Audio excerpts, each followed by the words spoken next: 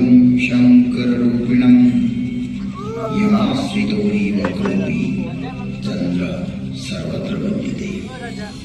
भवानि शङ्करौ वन्दे श्रद्धा विश्वासरूपिणं याभ्यां विना न पश्यन्ति सिद्धः स्वान्तः स्थवीश्वरः। तुम त्रिभुवन गुरुवेद बखाना मान जीव पार्वत राजाना विश्वनाथ ममनाथ मुरारी त्रिभुवन महिमा विदित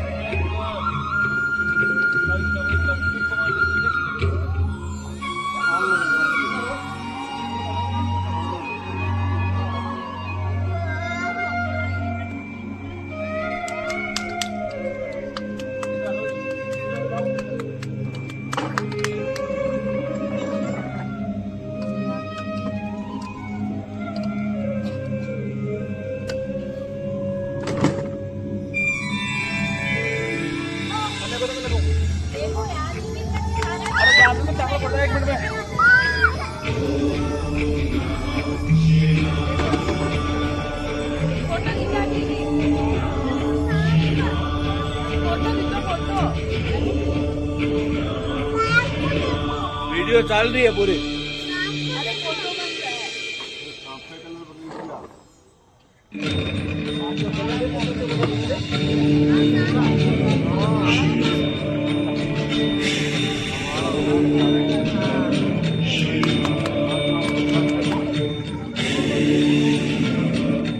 तो आइए प्रवेश करते हैं एक कालातीत कथा में, जिसकी काल गणना असंभव है। घटना युगों पहले की है कि जब अनेक अंतरिक्षों में अनेक ग्रहों पर उद्भव, पालन और संहार हो रहा था। अर्थात कई सारी सृष्टियों का प्रादुर्भाव और विलय हो रहा था। कई वहां की सभ्यताएं विकसित हो रही थी तो कोई नष्ट हो रही थी, और वर्तमान में भी यही क्रम अनंत कालों से चल रहा है और अनंत कल्पांतरों तक चलता ही रहेगा। यह अंतहीन क्रम है, परंतु यह घटना इस पृथ्वी नामक ग्रह की है कि जब यहाँ सब निशब्द था, समस्त पृथ्वी जल आप्लावित थी, तभी भगवान विष्णु ने वराह रूप धारण कर पृथ्वी के कुछ भाग को जल से बाहर निकाला, जिससे कालांतर में इस पृथ्वी पर जीव पनपने लगा। और एक बड़ी काल गणना के बाद यहाँ मानव पैदा हुआ, किंतु उसे किसी प्रकार का बोध नहीं था, किसी भी प्रकार की अभिव्यक्ति की समझ नहीं थी।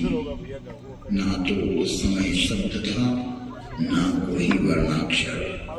चराचर जीव जगत अपने अपने समूह में एक मूक दृष्टि से एक दूसरे को निहारते थे, लेकिन कुछ भी अभिव्यक्ति नहीं कर सकते थे। चारों तरफ इस पृथ्वी पर सन्नाटा ही सन्नाटा था। प्राकृतिक स्वरों, ध्वनियों के अतिरिक्त यह पृथ्वी निशब्द थी। ऐसे कई युग बीत गए कि अचानक ब्रह्मा को विचार आया कि पृथ्वी का निर्माण हो चुका है। विष्णु ने अपनी व्यवस्था भी व्यापित कर दी है, लेकिन शब्द की उत्पत्ति कौन करेगा?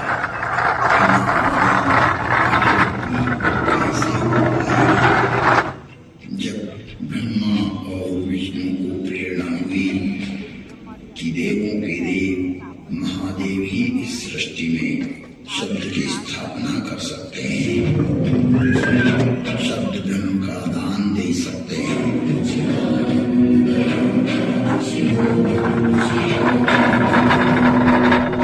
शिव का समय अधिकतर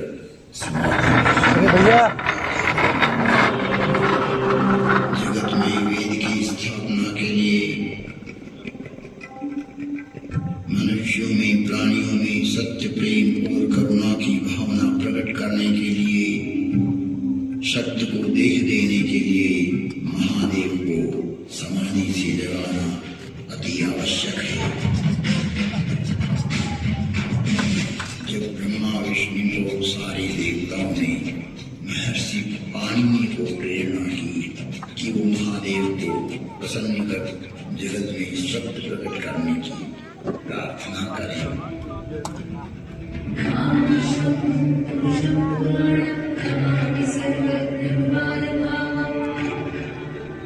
महर्षि पाणिनि की निष्क्रिय एवं जगत कल्याण की भावना से की गई तपस्या ने भगवान शिव की समाधि में विघ्न डाला। महादेव की समाधि असमय भंग हो गई। महादेव के जागते ही उनका रौद्र रूप प्रकट हुआ और उन्होंने अपना नाद शस्त्र डमरू उठाया और भयंकर तांडव करने लगे।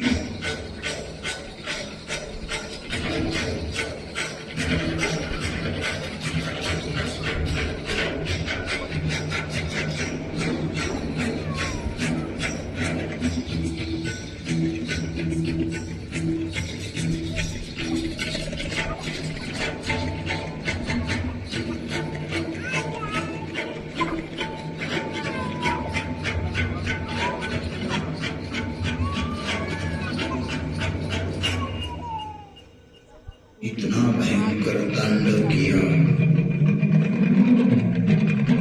कि पृथ्वी हिलने लगी, आकाश में बिजलियां कौंधने लगी। पृथ्वी को हिलते देख ब्रह्मा ने सोचा कहीं प्रलय की वेला तो नहीं आ गई। चारों तरफ समुद्र में उफान आ रहा था, हवाएं चक्रवात का रूप लेकर आकाश की ओर बढ़ रही थी। पूरी पृथ्वी अपनी दूरी पर ऐसे डोलने लगी मानो पृथ्वी समुद्र पर तैर रही हो। तब महादेव ने अपना डमरू बजाया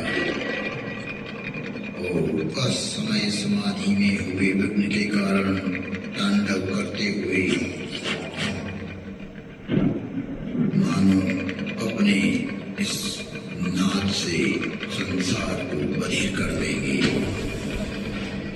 इस सृष्टि को समाप्त कर देंगे और उसकी तीव्रता को प्रकट करते हुए अचंड एवं भीषण घनघोर ध्वनियां पैदा करते हुए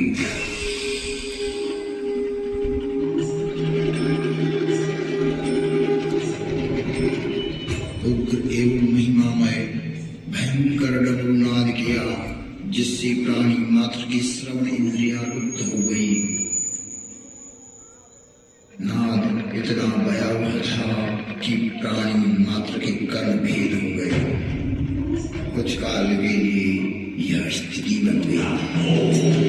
महादेव तांडव करते हुए अपने उपनाद वाद्य से कुछ ऐसी शाब्दिक रचना की जो आज इस भूमंडल पर शब्द और श्रवण का कारण है, जिसे महर्षि पाणिनि ने अवरुद्ध हुई अपनी श्रवण इंद्रियों पुनः जागृत होने पर शब्दों में पिरोया। जगत कल्याण के लिए महादेव की प्रेरणा से नाद वाद्य से निकली हुई ध्वनियां जो आज इस संसार में व्याप्त है। इस भूमंडल पर कोई भी व्यक्ति किसी भी भाषा में अपनी अभिव्यक्ति करता हो, उसका उद्गम स्रोत महादेव का डमरू ही है।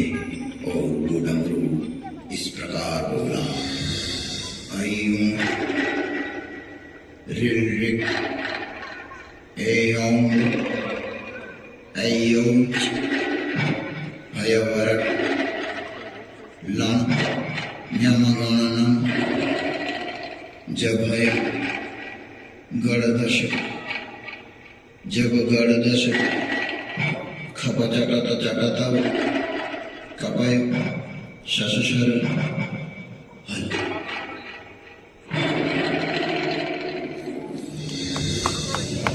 ऐयुं ऋऋक् ऐयुं ऐयुच्छय वरटलं यमगणनं जभय गणदश जब गणदश खपचटत चटतव कपय शशशर हल। यह था शिव का नाद शस्त्र से उत्पन्न हुआ शब्द व्याकरण।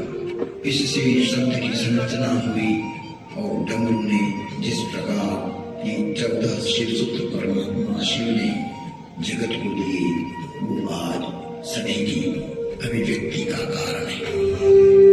इति माहेश्वराणि सूत्राणि अनादि संज्ञार्थानि ऐसा मंत्या इतः हकारादि स्वकार उच्चारणार्थ लण्मध्ये तत्संज्ञकः। शिव के नाद तांडव के बाद संज्ञा संधि औष्ठ जिह्वा कंठ नासिका पुल्लिंग स्त्रीलिंग नपुंसकलिंग आदि आदि वर्णों की उत्पत्ति के स्थान तय हुए। वाणी में व्यापकता आई, वाणी की श्रेणियां निर्धारित हुई, वर्ण का लिंग तय हुआ। मुख और नासिका से एक साथ उच्चारित होने वाले वर्णों की उत्पत्ति हुई जो लघु सिद्धांत कौमुदी में संक्षिप्त रूप से वर्णित है, जिसका विस्तार सिद्धांत कौमुदी में प्रतिपादित हुआ है, जिसे हम अल्प समय में अभिव्यक्त नहीं कर सकते। शिव के निनाद तांडव के उपरांत महर्षि पाणिनि ने शब्द की रचना की और अक्षर को रूप देने के लिए प्रथम प्रार्थना की। न त्वां सरस्वतीं देवीं शुद्धां पुण्यां करोम्यहं पाणिनीय प्रवेशाय लघु सिद्धांत कौमुदी। महर्षि पाणिनि ने विनय कर लघु सिद्धांत कौमुदी की रचना की, जो आज इस जगत में सर्वभाषाओं का मूल है, जो कि सनातन है, शाश्वत है। नृत्यावसाने नटराजराज ननाद डक्वां न पंचवारम् उद्वर्तु कामात् सर्गादि सिद्धि एतद्विमर्शे शिव सूत्रजाल। तुम त्रिभुवन गुरुवेद बखाना आन जीव पावर का जाना विश्वनाथ ममनाथ पुरारी त्रिभुवन महिमा विदित तुम्हारी।